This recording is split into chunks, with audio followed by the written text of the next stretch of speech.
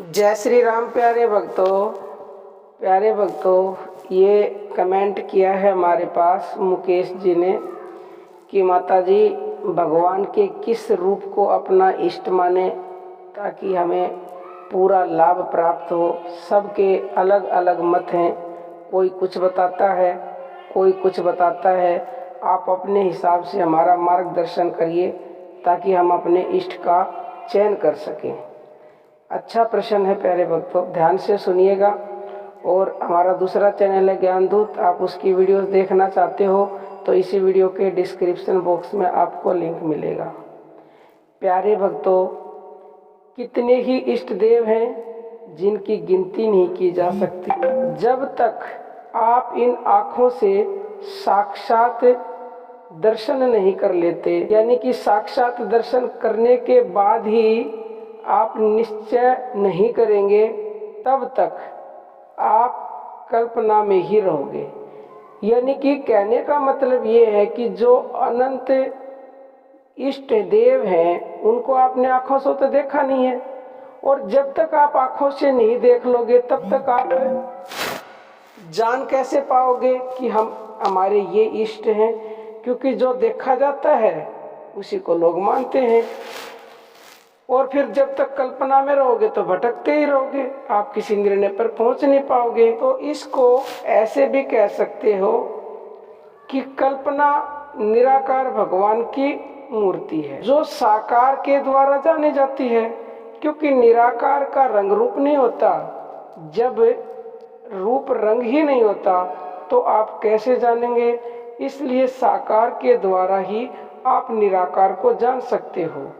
अब आप सोच रहे होंगे कि इन आँखों से दिखने वाला हमारा साकार रूप में आराध्य कौन है। सबसे पहला साकार रूप में आँखों से दिखने वाला आपका भगवान, आपके आराध्य, आपके इष्ट देव, आपके माता पिता हैं, जो साकार रूप में आपके सामने हैं, जिनकी वजह से आप इस दुनिया में आए हो। क्योंकि वो न होते तो आप इस दुनिया में नहीं आते। पहले वो निराकार भगवान हैं जिन्होंने माता पिता को बनाया, लेकिन उन निराकार को आप जान किसके द्वारा पाओगे? इन्हीं माता पिता के द्वारा जान पाओगे, जिनकी वजह से आपका वजूद है। मैं पूर्ण विश्वास के साथ आपको कह सकती हूँ कि जो इंसान अपने माता पिता को साकार भगवान का रूप समझ लेगा, साकार रूप में उनको अपना इष्ट आराध्य मान लेगा, तो निश्चित ही उसको निराकार भगवान की प्राप्ति होगी। क्योंकि वो आपको जना देंगे, वो आपको रास्ता बता देंगे। जो मनुष्य अपने माता पिता को आराध्य इष्ट मान लेता है, उनके लिए तो भगवान भी एक पैर पर खड़े होकर इंतजार करते हैं। पुंडरीक का ऐसा उदाहरण है प्यारे भक्तों। पुंडरीक अपने माता पिता को ही अपना आराध्य मानते थे, उनकी सेवा करते थे। तो भगवान एक बार उनसे मिलने आए तो पुंडरीक ने मना कर दिया कि मैं अपने इष्ट की, अपने आराध्य की, अपने भगवान जो साकार रूप में है मेरे माता पिता, मैं उनकी सेवा कर रहा हूँ, आप इंतजार कीजिए। तो भगवान एक पैर पर खड़े हो गए थे, ईंट पर ईंट दे दी थी पुंडरीक ने। जब तक वो सेवा पूरी नहीं हुई तब तक इंतजार करना पड़ा। तो आप भी अगर चाहते हैं कि भगवान से मिले, उसके निराकार के दर्शन हो, तो माता पिता को अपना इष्ट मान लीजिए। दूसरे नंबर के साकार रूप में आराध्य इष्ट भगवान है गुरु जी।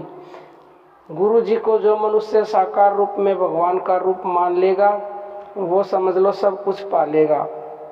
क्योंकि प्यारे भक्तों, भगवान ने स्वयं कहा है कि गुरु भगवान का ही साकार रूप है, और गुरु भगवान से भी बढ़कर है। गुरु गोविंद दो खड़े में काके लागू पाए, बलिहारी में गुरु की जो गोविंद दियो मिलाए। वो गोविंद को भगवान ने स्वयं कहा कि मुझसे पहले उसके पैर छुओ, अगर वो नहीं होते तो भगवान से आप कदापि नहीं मिल पाते।